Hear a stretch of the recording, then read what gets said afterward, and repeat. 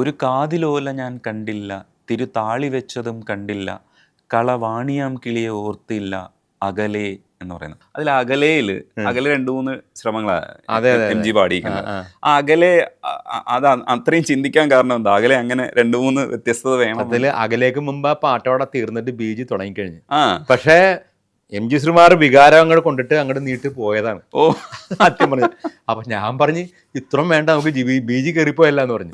പിന്നെ പറഞ്ഞ് നിർത്ത നമുക്ക് ബീജിയും അകലെയും കൂടി ഒരുമിച്ച് വന്നാൽ എങ്ങനെ ഇരിക്കും നോക്കാം എന്ന് പറഞ്ഞപ്പോഴത്തേക്കും കുഴപ്പമില്ല, നല്ല സിങ്കായിട്ട് പോകുന്നുണ്ട്. അങ്ങനെയാണ് അത് വന്നത്. അകലെ ഭാഗിനെ മോളിൽ പാടുമ്പോ പറഞ്ഞ വയലിന് താഴെ പറഞ്ഞിട്ടുണ്ട്. അത് ശരിക്കും പറഞ്ഞാൽ ബീജി അവിടെ തുടങ്ങിക്കഴിഞ്ഞു. ഇതൊക്കെ പറഞ്ഞ ഒരു നിമിത്തമാണ് അല്ലേ? അതിനൊരു രാഗത്തിന്റെ ഗുണമുണ്ട്. ശുദ്ധസാരംഗ് എന്ന് പറഞ്ഞ ഒരു രാഗം. അതും ഇങ്ങനെ പഞ്ചിൽ വരേണ്ട രാഗമല്ല.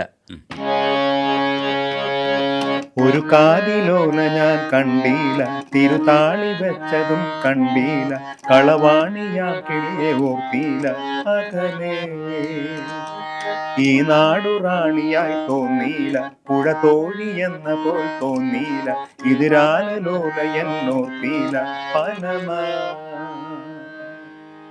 ഇങ്ങനെ ഒരുപാട് എഴുതി വെച്ചിട്ടുണ്ട് ബി ആർ പ്രസാദ്. അദ്ദേഹത്തിന് ഇങ്ങനെ പദസ്വാധീനവും വരികളൊക്കെ ഒരു പഞ്ഞമില്ലാത്ത ആളാണ്.